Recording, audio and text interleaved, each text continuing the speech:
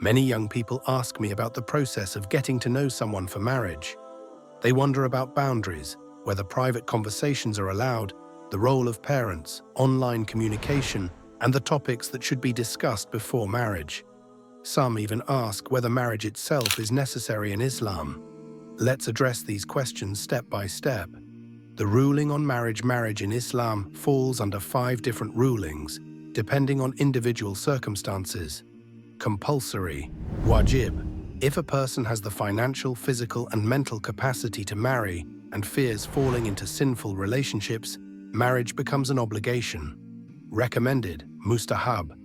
If a person has the means but does not fear falling into sin, it is highly encouraged but not mandatory. Neutral, mubah. If someone has no strong inclination either way, marriage is permissible but not particularly emphasized. Disliked, makruh. If a person is financially struggling and has little to no physical desire, it is better to avoid marriage. Forbidden, haram. If someone is unable to fulfill the rights of a spouse, causing potential harm or injustice, marriage is not allowed. If someone struggles with temptation but lacks financial stability, scholars advise fasting as a means of self-control. However, if there is a way to secure support, marriage may still be an option. How to search for a spouse and setting boundaries. In an ideal Islamic scenario, a man would hear about a woman, approach her family, and communicate under supervision. However, in today's world, especially with social media, it is unrealistic to expect absolute avoidance of communication. Rather than forbidding interactions entirely, it is more practical to guide young people on how to navigate them respectfully. If the intention is serious and for marriage, conversations should remain respectful and within limits. The best way to test a person's sincerity is by asking them to involve parents early in the process. Avoid private, unsupervised conversations that could lead to inappropriate exchanges.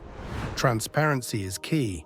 If someone is secretive, avoids answering personal questions, or continues casual conversations without moving toward commitment, they may not be serious. Recognizing red flags in communication to determine whether someone is serious or playing games. If a man avoids speaking with the woman's guardian or postpones discussions indefinitely, he is likely not serious. If a person is overly private, uses fake names, or avoids answering direct questions, they may not be trustworthy. If conversations gradually become inappropriate, it is best to cut off communication immediately. Sisters should ask themselves, would this man be comfortable if his own sister engaged in a similar interaction? If not, then he is likely not the right choice. Meeting a potential spouse. What can be seen? Islam encourages both men and women to see each other before committing to marriage. The majority of scholars agree that a man may see a woman's face and hands. Some scholars, such as those from the Hanbali school, allow viewing additional areas like the hair, neck, and arms, provided the woman's guardian is present and consents. However, excessive exposure is not permitted. Important premarital discussions. When getting to know a potential spouse, here are 13 crucial topics that should be discussed. Marriage perspective. How does each person view marriage? What are their expectations? Qualities in a spouse. What are the key characteristics they are looking for? Family dynamics. What is their relationship like with their family? How involved will extended family be? Living arrangements. Will they live independently or with family? If with family, under what conditions? Free time and hobbies. What do they enjoy doing in their spare time? Social media and boundaries. What are their views on privacy, communication with the opposite gender, and online presence? Finances. How will financial responsibilities be managed? Will expenses be shared? Children and parenting. How many children do they want? What are their views on parenting and education? Health and medical history. Are there any medical conditions or past health issues to disclose?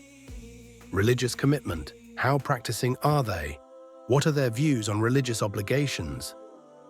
Past relationships. While Islam discourages disclosing past sins, if something from the past might affect the marriage, it should be hinted at respectfully. For example, if he was prisoned, he should not close it because it will affect marriage, and for some brothers, chastity, important, so it should be hinted at respectfully.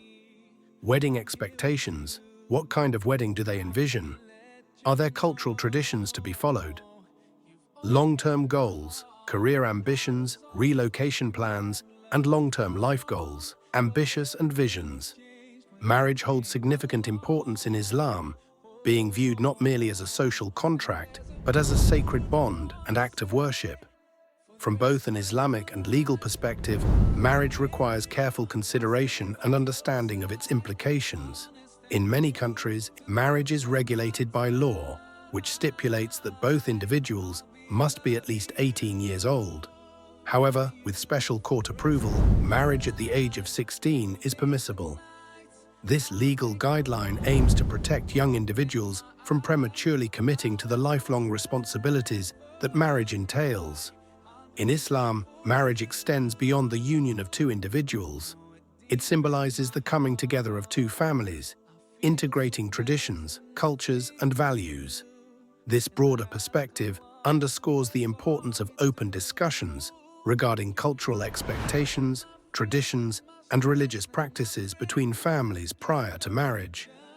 Engaging in such dialogues helps ensure mutual respect, harmony, and understanding within the extended family unit, laying a strong foundation for the couple's future.